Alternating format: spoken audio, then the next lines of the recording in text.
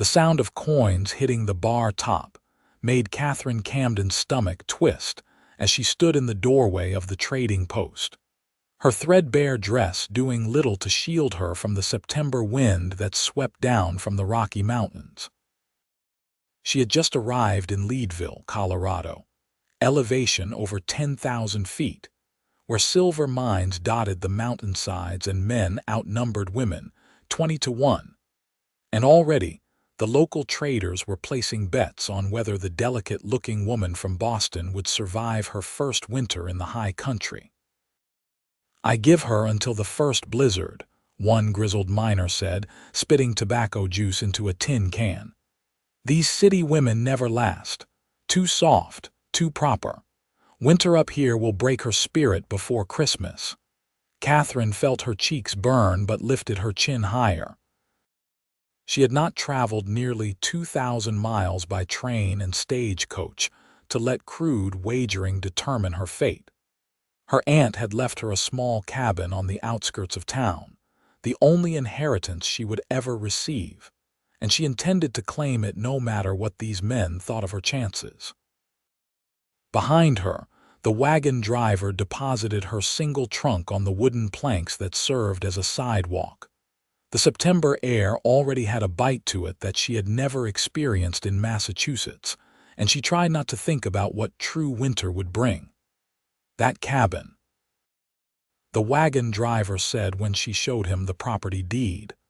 "That is about 3 miles up the mountain trail, old Marjorie's place. She died last spring. No one has been up there since." He scratched his beard. "You sure you want to go up there alone, miss? It is getting late in the day." "I am certain," Katherine said, though her hands trembled as she folded the deed and tucked it back into her reticule. She had sold everything she owned in Boston to afford the journey west. There was no going back now, even if she wanted to. The driver shrugged and helped load her trunk onto his wagon one more time. The trail up the mountain was narrow and rutted, forcing them to move slowly. Pine trees towered on both sides, their branches swaying in the wind. Katherine had never seen such wilderness. Boston had parks, carefully cultivated gardens, trees planted in neat rows. This was different. This was raw nature, untamed and indifferent to human presence. When they finally reached the cabin, Katherine's heart sank. The structure was smaller than she had imagined, barely more than one room, with a sagging porch and gaps between the logs where the chinking had fallen out. The roof looked sound enough, at least, and there was a stone chimney rising from one side. A small shed stood nearby, leaning slightly to the left. "This is it," the driver said. "You want me to wait while you look inside?" "No, thank you," Katherine said, forcing confidence into her voice. "I will be fine." The driver gave her a dubious look, but helped her carry the trunk onto the porch. Within minutes, he was gone, and Katherine stood alone in the mountain silence. She could hear wind in the pines, the distant call of a bird she could not identify, and nothing else. No carriages, no street vendors, no church bells. The isolation pressed against her like a physical weight. Inside, the cabin was musty but cleaner than she had feared. A cast iron stove sat in one corner, a simple rope bed frame in another. There was a table, 2 chairs, and rough shelves built into the walls. A rocking chair sat near the fireplace, and Katherine could imagine her aunt sitting there on winter evenings. She had only met Aunt Marjorie twice, when she was a child, but she remembered a strong woman with work-hardened hands and kind eyes. Katherine spent the rest of the afternoon unpacking her few possessions and trying to make the cabin habitable. She found a broom and swept out the dust and pine needles. She discovered a well behind the cabin, which was a relief, and managed to draw up a bucket of cold, clear water. By the time the sun began to set behind the western peaks, painting the sky in shades of orange and pink she had never seen in the city, she felt a small spark of accomplishment. That night, Sleeping in the rope bed with blankets she had brought from Boston, Katherine tried not to think about the cold or the strange sounds of the forest outside. She had made it through her first day. She could make it through the rest. The next morning she walked into town to purchase supplies. The trading post owner, a portly man named Mr. Henderson, looked surprised to see her again. "Thought you might have high-tailed it back east by now," he said. "I need flour, salt, sugar, coffee, and beans," Katherine said crisply. "Also lamp oil and matches." "You know how to fire a rifle?" Mr. Henderson asked as he gathered her items. "No." "Might want to learn. Mountain lions, bears, wolves. They all come around cabins looking for food, especially once winter sets in and game gets scarce." Katherine swallowed hard but nodded. She added ammunition to her order, though she did not own a rifle and had no idea how to shoot one. She would figure it out. She had to. As Mr. Henderson tallied her purchases, she overheard more conversation from the men gathered around the stove in the back of the store. "That Eastern woman is still here," one said. "I bet Jenkins $5 she would not last a week. Winter will take care of her," another replied. "These mountains do not care how stubborn someone is. When the snow starts falling in October and does not stop until May, when the temperature drops so low your breath freezes, when you are snowed in for weeks at a time with nothing but your own thoughts and whatever supplies you laid in. That is when the weak ones break." Katherine paid for her supplies and left without acknowledging the conversation, though her hands shook as she loaded everything into the small handcart she had borrowed. 3 miles back up the mountain trail seemed much longer with a heavy load, but she made herself walk steadily, stopping only when her arms ached too much to continue. She was halfway to the cabin when she heard hoofbeats behind her. Turning, she saw a man on horseback, leading a pack mule loaded with furs and supplies. He was the largest man she had ever seen, well over 6 feet tall with shoulders that seemed as broad as an axe handle. His hair was dark brown and hung past his collar, and several days of beard shadowed his jaw. He wore buckskin clothing and a wide-brimmed hat, and his arms, visible where his sleeves were rolled back, were corded with muscle that spoke of years of hard physical labor. "You are the woman staying at Marjorie's place," he said. It was not a question. His voice was deep, roughened by weather and solitude. "I am Katherine Camden," she said. "The cabin is mine now." He studied her for a long moment, his eyes a startling shade of gray against his tanned face. "Asher Logan, I have a cabin about 2 miles north of yours, was friends with your aunt." "I see. Those supplies are too heavy for you to be hauling up the mountain," Asher said. "Load them on my mule. I can manage. Did not say you could not, said they are too heavy. There is a difference." He dismounted in one fluid motion and began transferring her supplies to the mule before she could protest further. Katherine wanted to argue, but her aching arms convinced her to accept the help. "Thank you, Mr. Logan." "Asher," he said. "No one uses Mr. up here." They walked in silence for a while, Asher leading both horse and mule while Katherine pushed the empty handcart. She was acutely aware of his size, his easy strength, the way he moved through the forest as though he was part of it. She had never met anyone like him in Boston, where men wore tailored suits and worked in offices or counting houses. "Heard them placing bets on you in town," Asher said finally.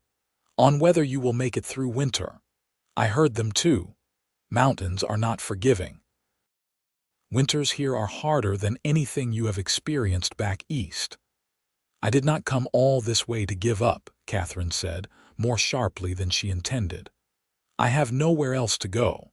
This cabin is all I have in the world. I will learn what I need to learn, and I will survive."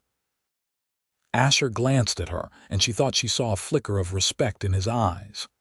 "Your aunt was tough, toughest woman I ever knew." Came out here with her husband 30 years ago. He died in a mining accident after 5 years, but she stayed, made it through every winter alone. Then perhaps I have her blood, Katherine said.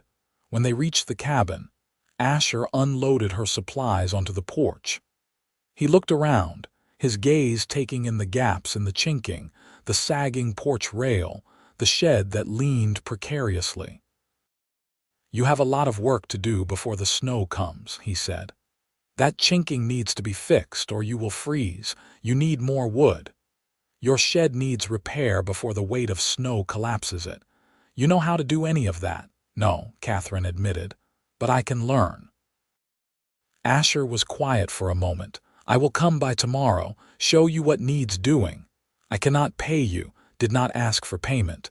Your aunt helped me when I first came to these mountains. I owe her." He mounted his horse in one smooth motion. "Make sure you bar your door at night. Bears are getting ready for hibernation.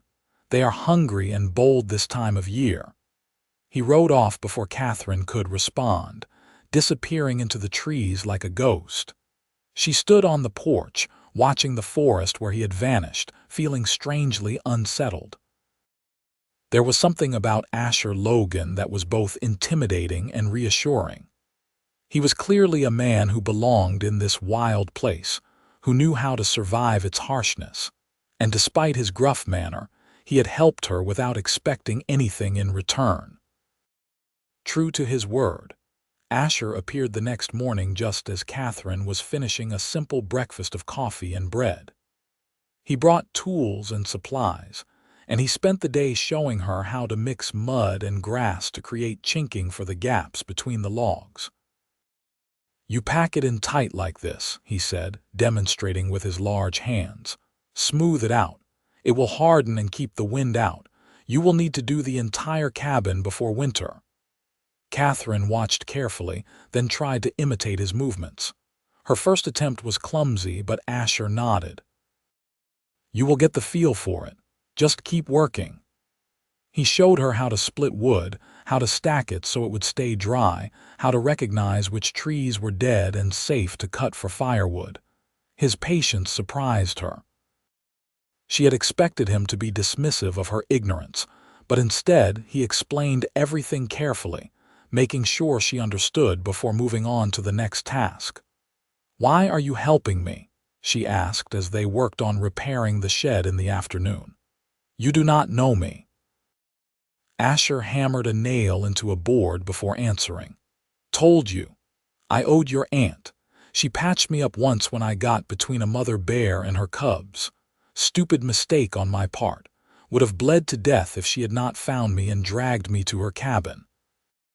She spent 2 weeks nursing me back to health, never asked for anything in return. That is how things work up here. We help each other because there is no one else to rely on." "It must be lonely," Katherine said softly. "It is," Asher agreed, "but it is also free. No one telling you what to do, how to live, who to be. Just you and the mountains and your own choices." Over the next 3 weeks, Asher came by nearly every day. He brought a rifle and taught Katherine how to shoot, setting up targets against the hillside and showing her how to load, aim, and fire. The recoil bruised her shoulder at first, but she practiced until she could hit the targets more often than not. He showed her how to preserve food, how to store root vegetables in a cold cellar he helped her dig beneath the cabin floor, how to dry meat and berries. He taught her to read the weather, to see the signs of approaching storms in the clouds and the behavior of animals. Slowly, Katherine began to feel less helpless. Her hands, once soft and pale, grew calloused and strong. Her arms developed lean muscle from splitting wood and hauling water. The cabin began to look more weatherproof, with fresh chinking sealing out the wind and a full woodshed standing straight and solid. And slowly, she began to notice things about Asher that had nothing to do with survival skills. The way his eyes crinkled when he almost smiled at something she said. The gentleness in his rough hands when he showed her how to handle the rifle. The way he always seemed aware of where she was, as though some part of him was constantly ensuring she was safe. One evening in early October, as the sun set and the temperature dropped sharply, Asher finished securing the last shutter on the cabin windows. "First snow will come soon," he said. "Maybe tonight, maybe in a few days, but it is coming.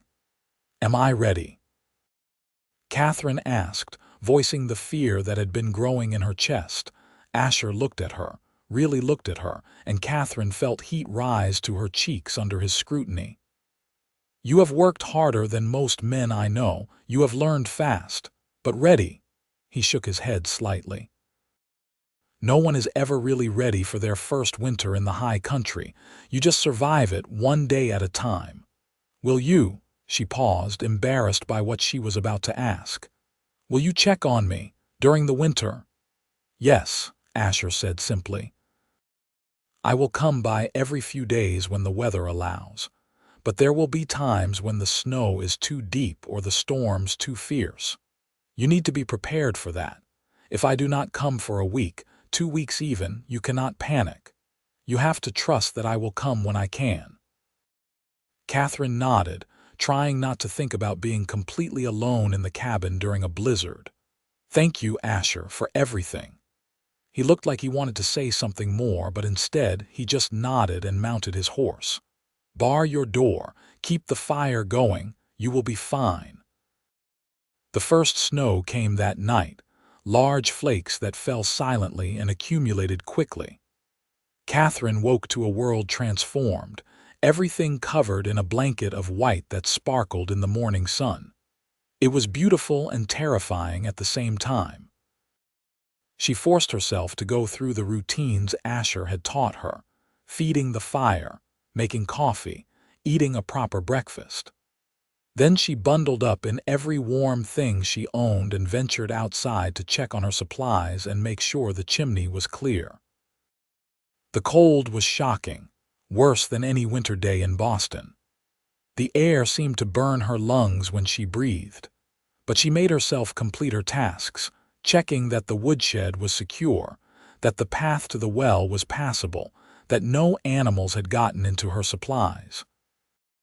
She had been back inside for only an hour when she heard a knock at the door.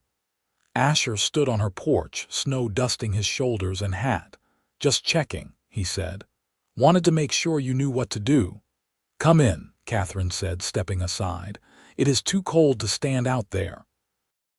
Asher entered, and the cabin suddenly felt smaller with his large frame filling the space. He looked around, noting the fire burning steadily, the coffee pot on the stove, the neat organization of her supplies. "You did good," he said. "This is just the first snow. It will melt in a few days. But bigger storms are coming." Katherine poured him coffee, and they sat at her small table. It was the first time they had really been alone together inside, sheltered from the elements, and Katherine felt acutely aware of him. Of his size, his presence, the way his gray eyes watched her with an intensity that made her breath catch. "You must think I am very foolish," she said. "Coming out here with no skills, no knowledge of this place." "No," Asher said. "I think you are brave. Foolish would be giving up." "You have not done that. I had no choice." "Everyone has a choice. You could have stayed in Boston, found some kind of work, married someone who could provide for you.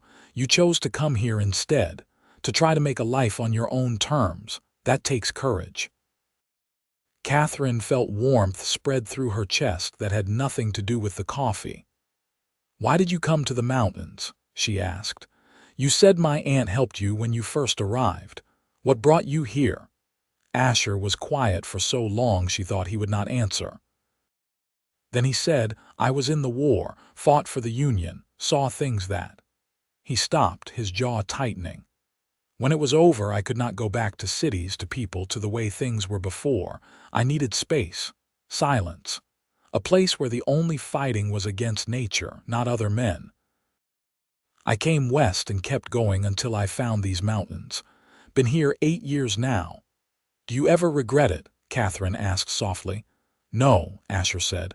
Never, this is where I belong. He stood, draining the last of his coffee. I should go. Weather is going to turn again tonight. Katherine walked him to the door. On impulse, she reached out and touched his arm. Even through the buckskin, she could feel the solid muscle beneath. Thank you for checking on me. Asher looked down at her hand on his arm, then at her face.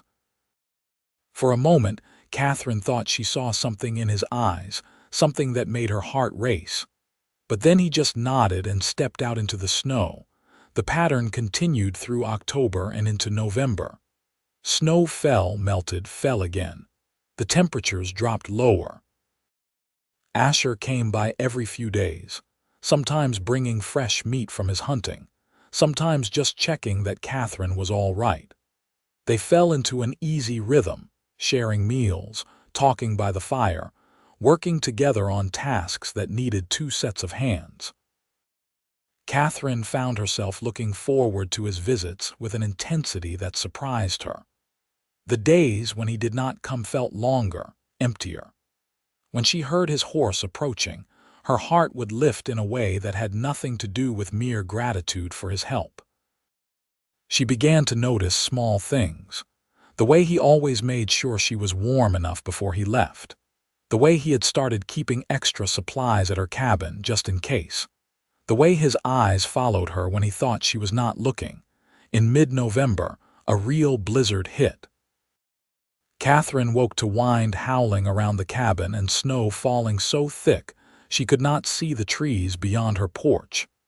For 3 days, the storm raged. Katherine kept the fire burning, rationed her supplies, and tried not to think about how much wood she was using or whether Asher was safe in his own cabin. On the 4th day, the storm broke. Katherine dug out her door and surveyed a world buried under 3 feet of snow. The cold was brutal, making her eyes water and her fingers ache even inside her gloves. She was trying to clear a path to the woodshed when she heard a shout. Asher was wading through the snow toward her cabin, moving with determined strength despite the deep drifts. When he reached her, he looked her over with an intensity that was almost physical. "Are you all right?" he demanded. "I came as soon as I could dig out." "I am fine," Katherine said, breathless both from exertion and from the relief of seeing him. "The cabin held. I kept the fire going." Asher seemed to relax slightly. Then, to her shock, he pulled her into his arms, holding her tight against his chest. "I was worried," he said roughly.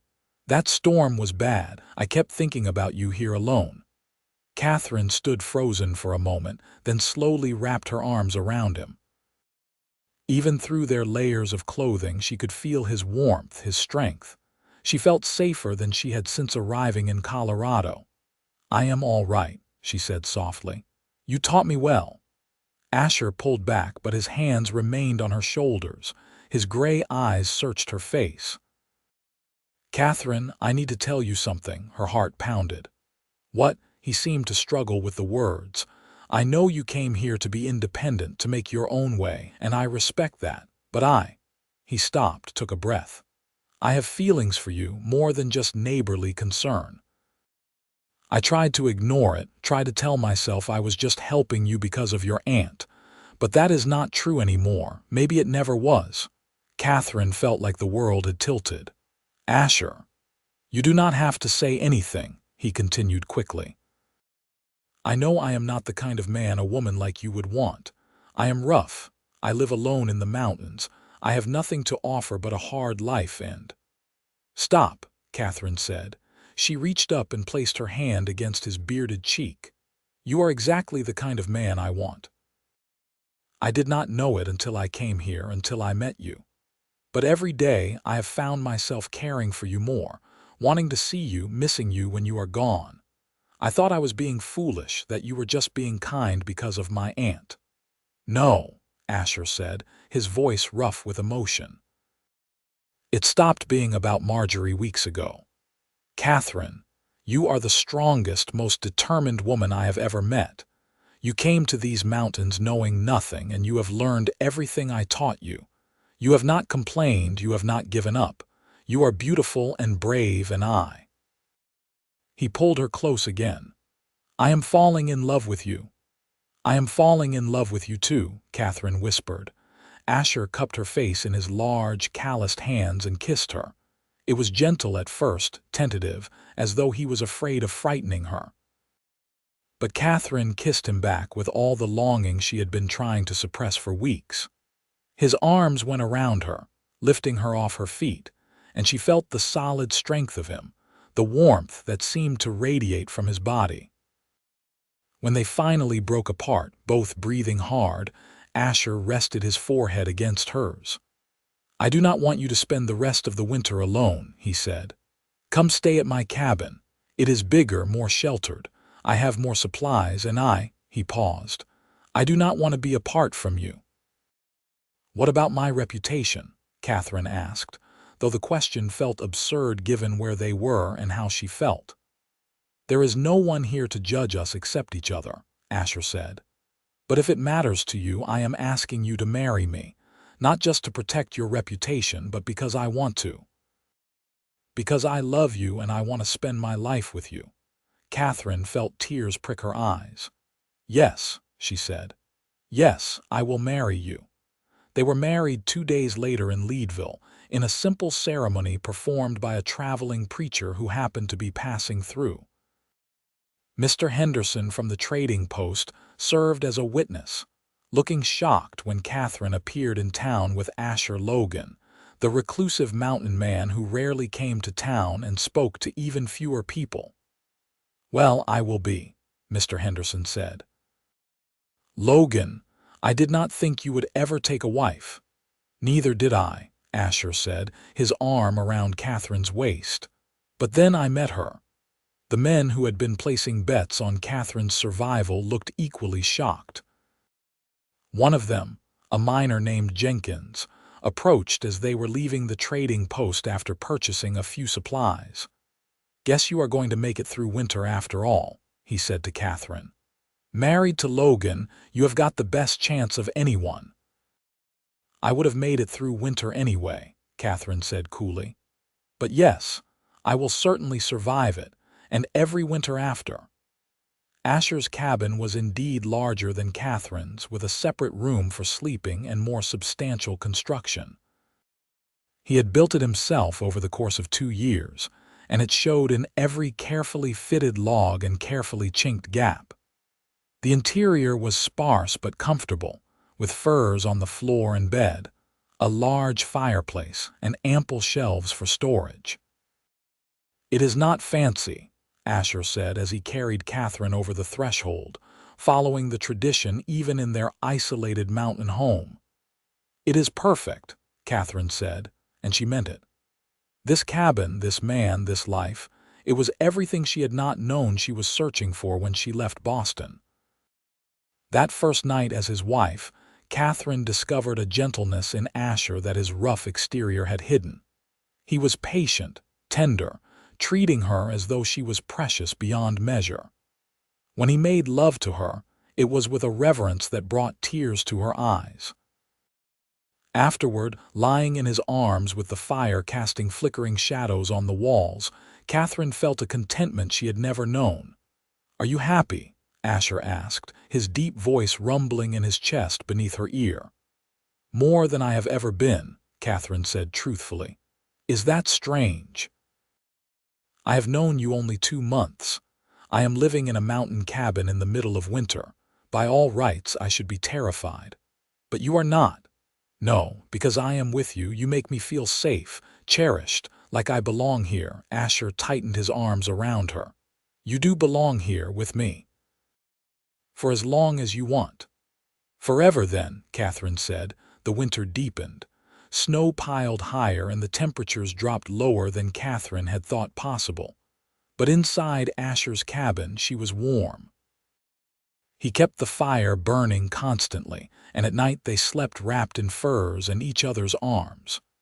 During the day they worked together on the endless tasks of survival, hauling water, chopping wood, preparing food, mending clothes and equipment. Asher taught Katherine to read the land, to understand the patterns of weather and wildlife. He showed her how to set snares for rabbits, how to track deer, how to tell by the bark of the trees and the behavior of the squirrels when a storm was coming. In turn, Katherine brought a domestic comfort to his cabin that had been missing. She cooked meals that were more than just sustenance, made the space feel like a home rather than just a shelter, filled the long winter evenings with conversation and laughter. They told each other their stories during those long nights. Katherine spoke of her childhood in Boston, the daughter of a factory worker who died when she was 12, her mother who followed 3 years later. She had been living with a distant cousin, working as a seamstress, when word came of her aunt's death and the inheritance. It had been her only chance at a different life, and she had taken it despite knowing nothing about the mountains or the West. Asher told her of his family's farm in Ohio, his decision to enlist when the war came, the battles he had fought, the friends he had lost. He spoke of the nightmares that had plagued him for years after, the way cities and crowds made him feel trapped and desperate. The mountains had healed him, he said, but it had been a lonely healing until Katherine arrived. "You brought light back into my life," he told her one night as they lay together. "I did not realize how much darkness I had been living in until you were here." Christmas came, marked only by the date on Asher's calendar. They celebrated simply, with a special meal of venison and dried berry cake that Katherine made. Asher gave her a necklace he had made from silver ore and a smooth stone he had found in the creek, polished to a shine. Katherine gave him a new shirt she had sewn from fabric she had brought from Boston, embroidered with a pattern of pine trees along the collar. "I have never had anything so fine," Asher said, running his fingers over the careful stitching. "You deserve fine things," Katherine said. "You deserve everything." The deepest part of winter came in January and February. There were days when the cold was so intense that they stayed inside constantly, only venturing out for absolute necessities. The snow was over 5 feet deep in places, sculpted into fantastic shapes by the wind. But inside the cabin, Katherine felt no fear. She had Asher, and that was enough. They made love often during those long winter days and nights, learning each other's bodies, finding comfort and passion in equal measure. Asher was always careful with her, aware of his great strength, but Katherine urged him to be less restrained. She loved the feel of his muscled body, the way his hands could be so gentle despite their size and roughness, the way he said her name like a prayer when he was inside her. In early March, Katherine realized she had not had her monthly courses since before the wedding. At first, she attributed it to the hard physical work, the change in diet and climate. But as the weeks passed, and her body began to change in other subtle ways, tender breasts, a queasiness in the morning, and unusual fatigue, she began to suspect the truth. "Asher," she said one evening as they sat by the fire, "I think I am going to have a baby." He went completely still. Then he turned to her, his gray eyes wide. "Are you certain?" "Not completely, but I believe so. The signs are there." Asher pulled her into his arms, holding her so tight she could barely breathe. When he pulled back, she saw tears in his eyes. "A baby," he said, his voice choked. "Our baby." "Are you happy?" Katherine asked, suddenly nervous. They had never discussed children. "Happy," Asher laughed, a sound of pure joy. "Katherine, I never thought I would have a family. I thought I would spend my life alone in these mountains. But now I have you and a child coming." He placed his large hand gently on her still flat stomach. "I am more than happy. I am blessed." The last of winter passed with new meaning. Asher became even more protective, insisting Katherine rest more, taking on tasks she had been doing. Katherine protested that she was pregnant, not ill, but she secretly loved his attentiveness. He talked to her belly at night, telling their unborn child about the mountains, promising to teach them everything he knew, vowing to keep them safe always. When the snow finally began to melt in late April, revealing the brown earth and the first brave green shoots of spring, Katherine felt as though she was seeing the world reborn. She had survived her first winter in the high country, not just survived, but thrived. She had found love, was building a family, had made a home in the most unlikely of places. "The men in town bet I would not make it," she said to Asher as they stood on the porch, watching the creek swell with snowmelt. "They thought I was too weak, too soft." "They were wrong," Asher said, pulling her close. "You are the strongest person I know. You came here with nothing and built a life. You learned skills in months that take others years. You fell in love with a gruff mountain man and made him believe he could be more than just a survivor. You are carrying our child and you are not afraid." "I am a little afraid," Katherine admitted, "of childbirth, of being a mother, of all the things I still do not know. But you will face those fears and overcome them, just like you faced winter," Asher said. "And I will be with you through all of it."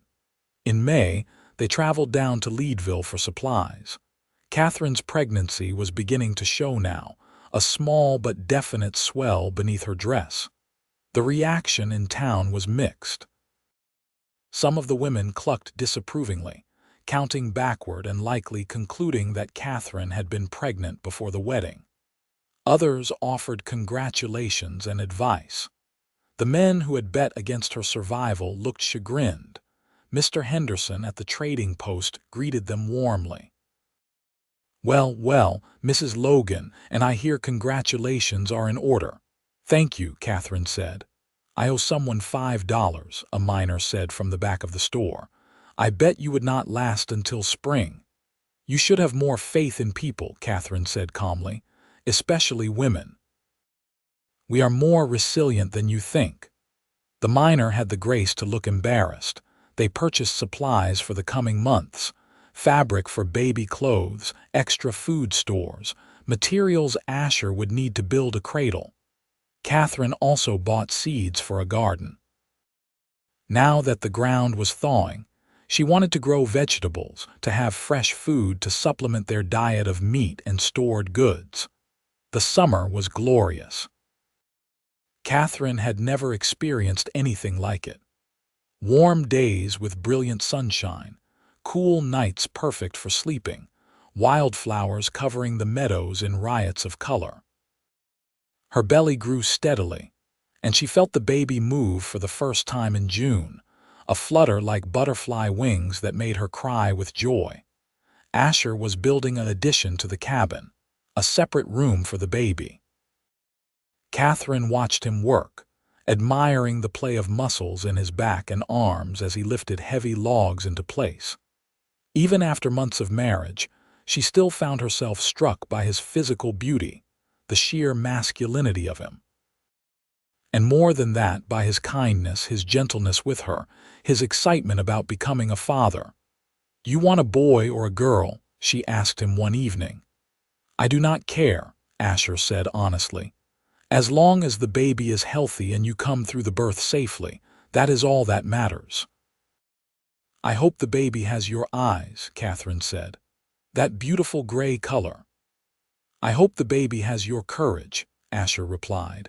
In late September, almost exactly a year after Katherine had first arrived in Colorado, their son was born. The labor was long and difficult, with only Asher to help since they were too far from town to fetch the midwife. Katherine had never experienced such pain, but Asher stayed with her through all of it, holding her hand, wiping her forehead, encouraging her. When the baby finally emerged, squalling and red-faced, Asher caught him in his large, gentle hands and placed him on Katherine's chest. She had never seen such an expression on his face. Awe, love, terror, and joy all mixed together. "A son," he said, his voice breaking. "We have a son." "What should we name him?" Katherine asked, exhausted but elated. "I want to name him after your father," Asher said. If that is all right with you, so that your family is remembered. Katherine felt tears spill down her cheeks. My father's name was Robert James. Robert James Logan, Asher said, touching the baby's tiny fist with one finger. Welcome to the world, son. The first year of Robert's life passed in a blur of sleepless nights and overwhelming love. Katherine had never known she could feel so much for another human being. Watching Asher with their son was equally overwhelming. The big mountain man was so gentle with the tiny baby, holding him with infinite care, talking to him constantly, showing him the world beyond the cabin windows. Look, Asher would say, holding Robert up to see the mountains. That is your home. Those peaks, those forests. Someday I will teach you everything about them. How to track a deer, how to read the weather, how to survive. But first, you need to grow strong. That second winter was easier than the first, though busier with a baby to care for. Katherine had the confidence of experience now. She knew what to expect from the cold and the snow, knew how to manage their supplies, how to keep the cabin warm and comfortable. And she had Asher, always Asher, her rock and her refuge. Robert thrived despite the harsh conditions. By the time spring came again, he was a chubby, happy baby who laughed at everything his father did and reached for his mother with pudgy hands. Katherine could not imagine her life any other way now. Boston seemed like a dream, a life someone else had lived. This was her reality. The cabin, the mountains, her husband and son, the endless cycle of seasons, the hard work and simple pleasures. In the summer of Robert's second year, Katherine discovered she was pregnant again. This time, the pregnancy was easier, perhaps because she knew what to expect. Asher was thrilled, though also more nervous. What if something goes wrong this time? He asked. What if I cannot help you the way you need? You will, Katherine said confidently. We will be fine, all of us. Their daughter was born in March, during the last big snowstorm of winter. She came faster than Robert had, and Asher barely had time to prepare before Katherine was holding a tiny, perfect baby girl. She looks like you, Asher said, gazing at the baby's delicate features. She has your chin, Katherine said, and I think her eyes might be gray. They named her Marjorie after Katherine's aunt. Little Marjorie was a quieter baby than Robert had been, more observant, watching everything with solemn eyes. The years passed, marked by the rhythm of seasons and the growth of their children. Robert grew tall and strong like his father, fascinated by everything to do with the mountains and wilderness.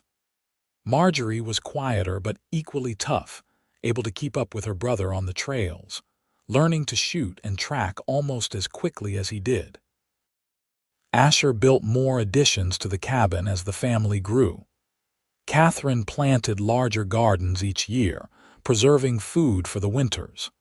They added chickens, which meant fresh eggs, and Asher trapped and traded furs for supplies they could not produce themselves. It was a hard life, but a good one, filled with love and purpose. Katherine's initial cabin, the one she had inherited from her aunt, they converted into a storage shed and workshop. Sometimes Katherine would walk down the trail to it and remember that first day, how overwhelmed and frightened she had been, how uncertain of her future. She would think about the men in Leadville who had bet she would not survive her first winter, who had underestimated her so completely. She had not just survived, she had thrived. She had built a life richer and fuller than anything she could have imagined in Boston. She had a husband who loved her fiercely, children who were healthy and happy, a home in one of the most beautiful places on earth. On their 10th wedding anniversary, Asher surprised her with a trip to Leadville. They left the children, now 8 and 6, with a neighboring family who had moved into the area a few years earlier. The mountains were becoming less isolated, with more people seeking silver and a simpler life, though still nothing like the crowded cities back east. In town, Asher took Katherine to the trading post, now run by Mr. Henderson's son. The younger Henderson greeted them warmly and pulled out a package he had been holding. "This came for you from Denver," he said. "From a newspaper." Katherine opened the package, puzzled, and found a letter and a printed article. The letter explained that a traveling writer had passed through Leadville years ago and heard the story of the Boston woman who had defied the odds and survived in the high country. He had written an article about her, and it had been published in several Eastern newspapers. The article praised Katherine's courage and determination, holding her up as an example of the strength and resilience of women. "Listen to this," Katherine said to Asher, reading from the article. "Mrs. Katherine Logan came to Colorado with nothing but determination and a small inheritance. Local men wagered she would not survive her first winter in the harsh mountain climate. But not only did she survive that first winter, she has thrived for over a decade, raising a family and building a life in one of the most challenging environments in America. Her story is a testament to the fact that women are capable of far more than society often allows them to attempt." Asher was grinning. "Those men who bet against you must be eating their words." "I hope so," Katherine said. "I hope other women read this and realize they can do hard things. They can take chances. They can build lives on their own terms." That night, they stayed in the hotel in Leadville, a rare luxury. In the privacy of their room, Asher made love to Katherine with the same passion he had shown on their wedding night. Age and familiarity had not dimmed their desire for each other. If anything, it had deepened, enriched by years of partnership and shared experience. "I love you," Asher said afterward, holding her close. "More now than when we married. I did not think that was possible, but every year, every day, I love you more." "I love you too," Katherine said. "You saved me that first winter, not just by teaching me to survive, but by loving me, by showing me what life could be."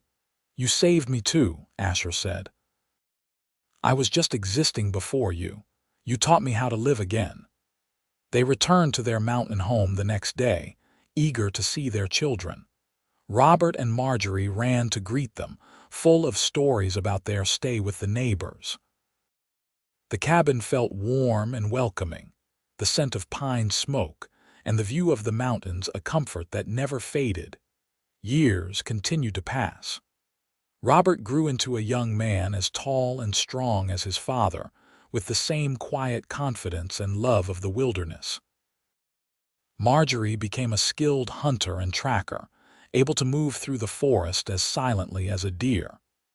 They were both educated through books Katherine ordered from Denver, learning reading, writing, and arithmetic at the cabin's kitchen table. When Robert was 17, he began courting the daughter of a family that lived about 5 miles away. Watching him navigate the awkwardness of young love made both Katherine and Asher laugh and remember their own beginning. "It seems impossible that he is almost a man," Katherine said one evening after Robert had ridden off to visit his sweetheart. "He is a good man," Asher said. "We raised him right, both of them." "I hope they stay in the mountains," Katherine said. "I know that is selfish, but I cannot imagine them in a city." "They are mountain people," Asher assured her. "This is in their blood. They will stay." And they did. Robert married his sweetheart when he was 19, and Asher helped him build a cabin of his own. Marjorie, more independent, declared she was in no hurry to marry, and spent her time working a trap line and selling furs. She was unusual for a young woman, but the mountains had never been a place that demanded strict conformity to social norms. Katherine and Asher settled into the rhythms of middle age. Asher's hair grayed at the temples, and Katherine found lines around her eyes when she looked in the mirror. But they were both still strong, still capable of the hard physical work their life required. And they were still deeply in love, still finding joy in each other's company after all the years. They became grandparents when Robert's wife gave birth to twin boys. The joy of holding those babies, seeing the continuation of their family line, was overwhelming. Asher cried unabashedly, holding his grandsons with the same gentle care he had shown his own children.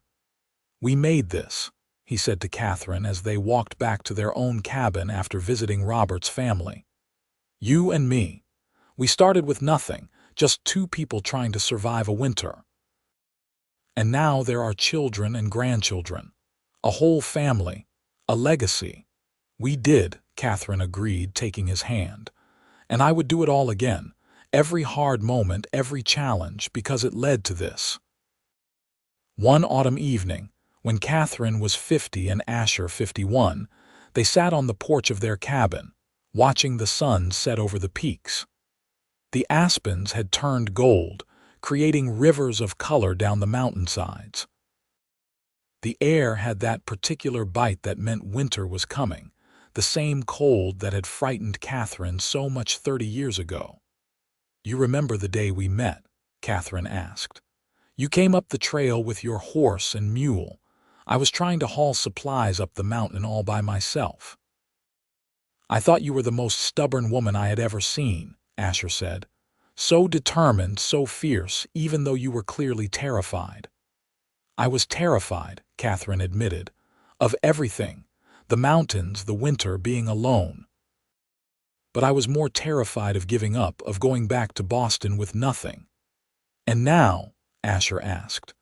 "Now I am not terrified of anything," Katherine said, "because no matter what comes, we face it together."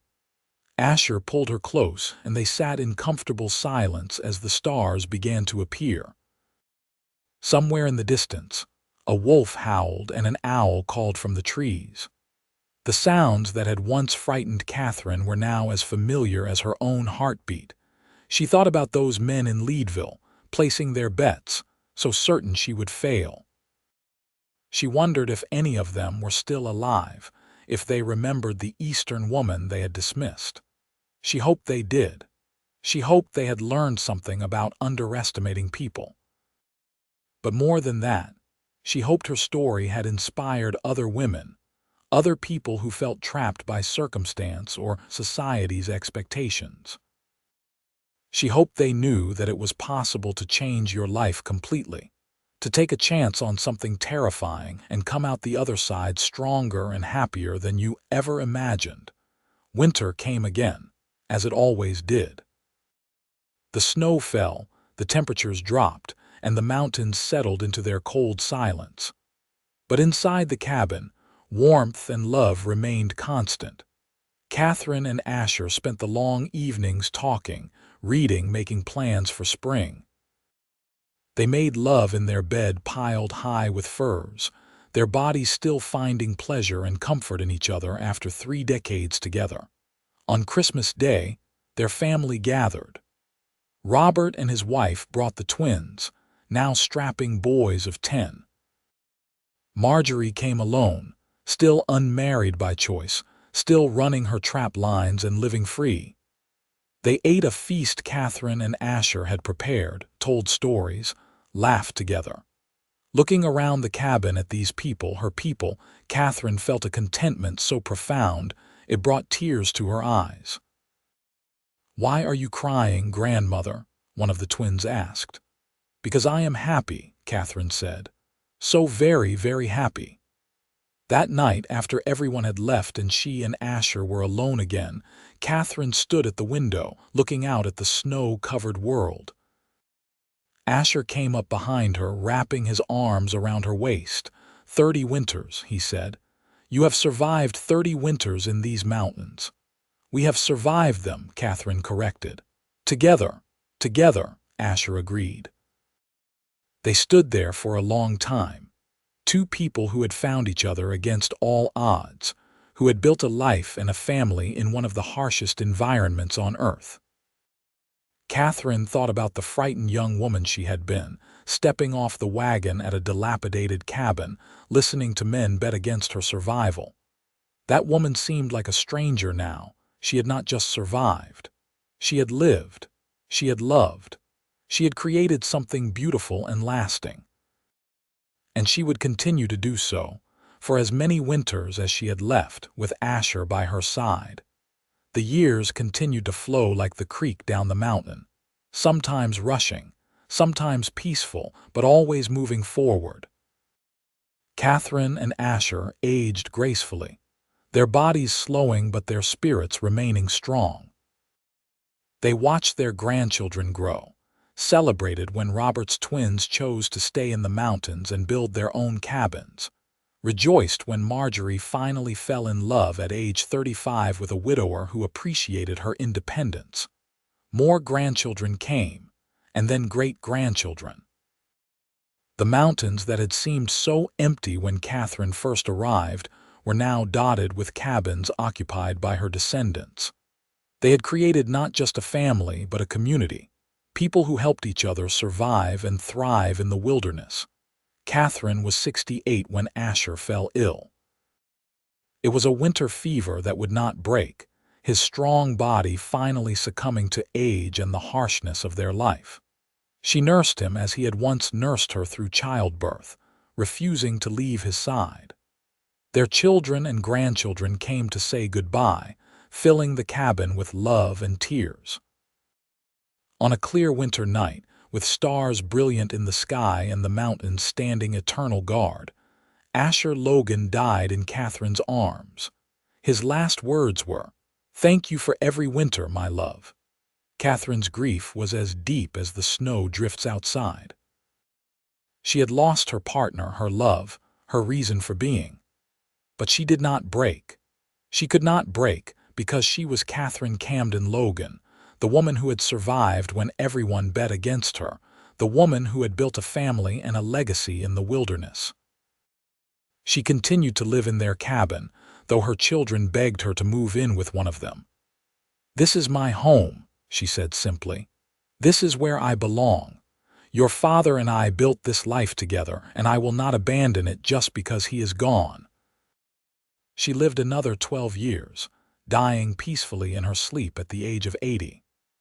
The night before, she had spent the evening with Marjorie, looking through old photographs and telling stories. Her last words, echoing Asher's, were, "Thank you for letting me survive every winter." Katherine Camden Logan was buried next to Asher on a hillside overlooking the valley, where wildflowers bloomed in summer and snow fell deep in winter.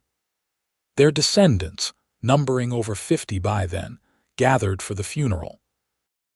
They told stories of the Eastern woman and the mountain man, of the love that had sustained them through countless winters, of the legacy they had created. And on the headstone, beneath her name and dates, they carved the words, "She survived every winter and lived every day." The cabin remained in the family, passed down through generations, a reminder of where they came from. Inside, preserved carefully, was the newspaper article about Katherine's first winter, yellowed with age but still legible. Next to it hung a photograph of Katherine and Asher, taken on their 30th anniversary, showing a handsome older couple with laugh lines around their eyes and hands clasped tightly together. The men who had bet against Katherine's survival were long dead and forgotten. But Katherine's story lived on, told and retold, inspiring generation after generation. She had proven that courage and determination could overcome any obstacle, that love could flourish in the harshest conditions, that a person could completely transform their life if they were willing to take the risk. She had not just survived her first winter in the mountains. She had conquered it, embraced it, made it her own. And in doing so, she had found everything she never knew she was searching for: home, family, purpose, and a love that lasted not just through one winter, but through every winter of her long and remarkable life. The mountains stood unchanged, eternal and indifferent to human struggle. But Katherine Camden Logan had made her mark on them nonetheless. She had lived and loved and raised a family in their shadow. She had turned a bet against her survival into a legacy of strength and determination. She had proved that the human spirit, particularly a woman's spirit, was far more resilient than anyone had given her credit for. And on cold winter nights, when the wind howled through the pines and the snow fell thick and heavy, her descendants would gather around fires in cabins throughout the valley and tell the story of Katherine and Asher. They would speak of the wager, the doubt, the first terrible winter. They would talk about how a mountain man had taught a city woman to survive, and how in the process they had fallen deeply, irrevocably in love. They would remember that love is not just about surviving together, but thriving together, about building something lasting in the face of hardship, about proving the doubters wrong and creating a legacy that would endure long after you were gone. Katherine Camden Logan's story was not just about surviving a winter in the mountains. It was about transformation, courage, love, and the indomitable strength of the human heart. It was about finding home in the most unexpected places, and about the power of two people facing the world together, no matter what challenges that world might bring. She had survived her first winter, and every winter after, not just because she learned practical skills or because she was physically tough. She survived because she had found something worth surviving for, a love that warmed her more than any fire, a partner who believed in her when she doubted herself, a life that was hard but infinitely rewarding. And that, her descendants knew, was the real lesson of her story. That survival alone was not enough. You had to find something worth living for, something that made the hard times bearable and the good times joyful.